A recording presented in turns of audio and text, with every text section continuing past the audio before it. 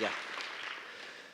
Thank you all. So I'm going to talk about the wettest county in the world, a novel I wrote a couple years ago. And I've titled this A Constellation of Possibilities because images did play a role in how I constructed the novel.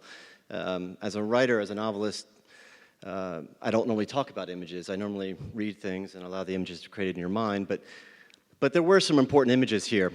I'll start with the title of the book. It comes from this passage from Sherwood Anderson, the great, really unacknowledged father of 20th century American fiction. Many of you probably know of him, who wrote an article for Liberty Magazine in 1935 in which he talked about Franklin County. And this is where I came up with the idea of the wettest county in the world. Now, at this point, I want to produce a disclaimer here because I am talking about illegal distilled liquor, and I do not know anything about who is making it. Nobody in my family is making it. I have a clean record. So just to be sure, I'm perfectly happy purchasing liquor at the liquor store like everybody else.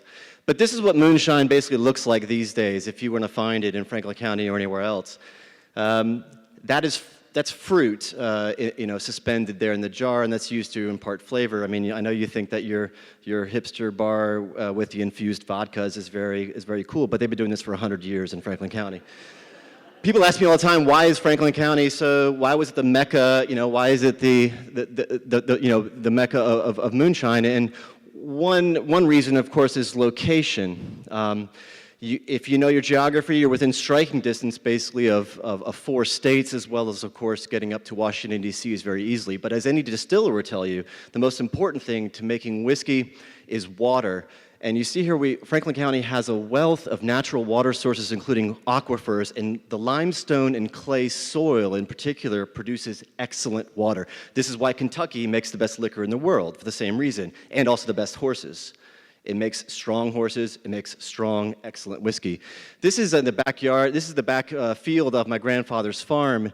And you see in the background there, Turkey Cock Mountain, which is where my grandfather and his 2 brothers, who are the main characters in the novel, produced most of their whiskey back in the 1920s and 30s. And you can see that there's sort of rolling hillsides, so it allowed easy transportation, but also places to hide. This is an example of a Prohibition-era setup, the kind of which my grandfather and his brothers used to produce liquor. You can see it's kind of a messy business, but this is the arrangement that you would see. Now, this is if you wanted to make the stuff in bulk during the Prohibition era, the submarines type still like this becomes involved. This was invented actually around this time.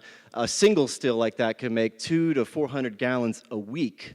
There's 50 of these, and this is in the 1970s, so this speaks to, I think, the demand that still goes on for moonshine liquor. This is a present-day still setup. Now, I'm not saying I know where this is or whose this is or anything about that, but you will notice that there are the milk jugs have taken the place, but when it's transported, they will put it into mason jars. Heavy woods and forest cover is always very good, not only to disguise it, but also to cover the smoke. Now, this is my grandfather. This is also from the cover of the book, and he is the protagonist of the novel. This is what the novel's about. And I used images like this, there's only a couple of them that exist of him of this period, to help sort of create the character of him. He died when I was a very young man, and I was a very stupid person. I hadn't really talked to him like an adult. I didn't know anything about it. Here's a second picture of him. Actually, this is the second picture of him. You notice a trend here. Sitting on a car, he's got a certain look on, the hat cocked just so. This is a look, the driving gloves, the camel hair coat, the muddy car. You might call this Appalachian gangster sort of look. And this helped sort of form the character of my grandfather as a 20-year-old man in his mind. Now, at the same time, in 1930 as well, not only was he getting into this moonshine business, but he was also dating my grandmother, Bertha Minix. And this is one of the 3 pictures of her from that time. You see there's a trend here. She's on a car. Vehicles seem to be important. I'm guessing that my grandfather probably got her up on that car to take that photo.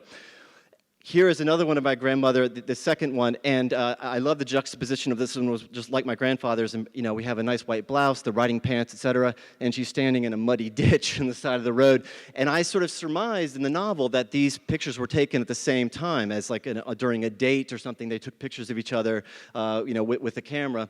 Now, this is the most interesting picture, and really one of the most important ones in the novel, because it's my grandmother, Bertha Minix, wearing strangely a man's pair of overalls and a man's cap, and she's walking towards the camera in an action photo, which is very bizarre of 1930. And behind her, you can clearly see a submarine still. So she's at a still site propped up on bricks there, which would be very unusual. So who brought her to that site? Why would this woman be there? I suppose it was my grandfather, and that created part of the scene. Now, of course, their dating and their courting, as they called it, wasn't all wonderful. Bertha Minix's folks didn't really like him too much. This is from the grand jury testimony, but her grandfather said the Bondurants were the toughest mess that ever struck our section, and that's a line that actually is in the book, and also it's in the movie. If you guys, it's in the trailer. Mia Wasikowska says that to Shia LaBeouf, which is pretty surreal. But anyway, so this is grand jury testimony about Forrest Bondurant, my grand uncle, and this is what also helped me create the characters in the story. In particular, the last line here, where Timberlake accuses him of saying somebody's going to die unless you let across this bridge. That helps sort of form the character of Forrest. Again, also, we have newspaper articles which helped shape the novel, the scenes for me, and in particular, this one here, Forrest, hearing the shot, ran toward them, and Rake shot again, dropping him in the snow-covered road. A nice bit of journalism here, I think, really, and I really used that. So who was the man that shot my grandfather? It's the guy there on the left, the sort of portly gentleman, Charlie Rakes. He gets kind of a rough treatment in the book, and he gets even rougher treatment in the movie. If you've seen it, what Guy Pearce does with him. But you know what? He did try to murder my grandfather and my granduncle Forrest. So you know what? Him. This is the gun that he used to shoot my grandfather and my granduncle. And images like this, I just want to, in closing, the point of this is that I used images like this to sort of create this constellation of the narrative. I took these moments of truth that I had and traced a narrative between them to try to create something that was a plausible scenario of how these things came to be. Hey, thank you all for coming.